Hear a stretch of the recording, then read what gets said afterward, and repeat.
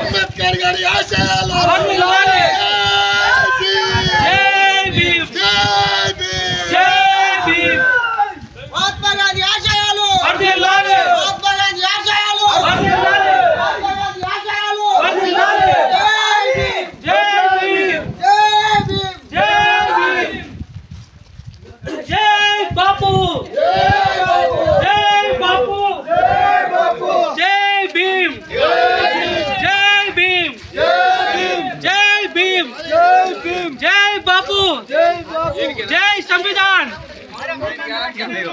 మంది ఆడున్నారు సార్. ఉండండి సార్, ఆడుకోవాలి సార్. ఆడ పబ్లిక్ బాగుంది. ఆడ గ్రాఫిక్స్ ఆడ ఆడ అన్నీ ఉండమని